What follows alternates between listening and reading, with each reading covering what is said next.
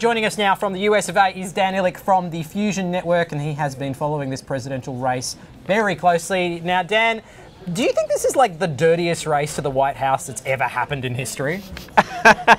Well, certainly not in history, but in my own living history, which admittedly is only about 30-something years old. Yes. There was the time, I believe, John Quincy Adams and Andrew Jackson, they got into a bit of a stoush, and it involved a murder and adultery and a whole bunch of other things. So that put aside, certainly this is definitely right up there. Certainly over the last week with the release of the Billy Bush tape, and then about half an hour before the debate actually started, Donald Trump rolled out a bunch of women who claim that Bill Clinton sexually assaulted them over the last 20 years. So what a way to start a debate. When you hit the bottom, you know, it's quite often assumed that this debate would actually hit rock bottom in the debate, but we actually hit rock bottom before the debate. So it was a case of really the only way was up, really. Yeah. Now, Hillary Clinton did win the last debate, hands down, so Trump had a lot riding on this one. Did he manage to save things? It's really interesting. Like, he certainly in style and function, he was a lot smoother and a lot calmer than he was in the first debate.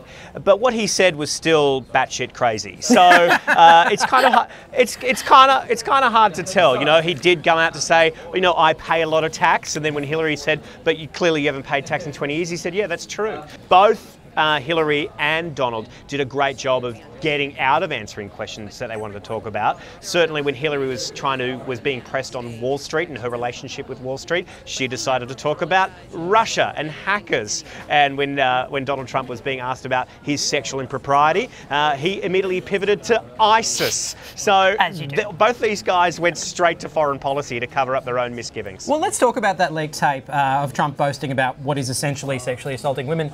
It's now seen his campaign in free fall. Do you think he appropriately responded to that? Do you think he's going to get past it now? I don't know whether you can actually appropriately respond to an allegation or a tape like that. That is so blatantly puts you in the wrong. He did come out to say that he was sorry about it, he wished it never happened, and it was locker room talk, and then in the same breath said that he's one of the most respectful people when it comes to respecting women. So that was also very confusing. The problem with this tape is that a lot of self-respecting Republicans are now vacating Donald Trump's campaign. They're saying they're not going to vote for him.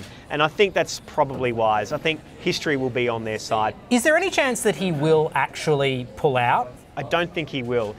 He certainly said he's not going to. And I think if I was an egotist like Donald Trump, there is no way in hell that you would ever get me out of that race, because I'm there now and I'm definitely going to try and give it a good hard crack. It's not like, the sad thing is it's not like Australian politics, I can't believe I'm saying this, where a party can just replace their leader willy-nilly. And that is oh, how they wish they had the Westminster Westminster system right now. Oh, how they wish they did. Now, Trump complained several times that the moderators were actually being unfair to him. Was he just playing the victim, or did the moderators give Clinton a free pass? They were very fair and very stern.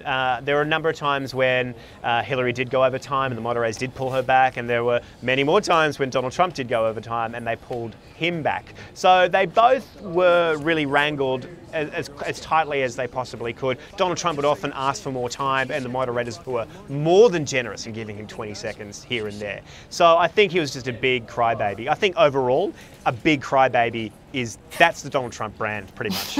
Yeah, and I think the final tally had him speaking at 40 minutes and her speaking at 39 minutes, so, yeah.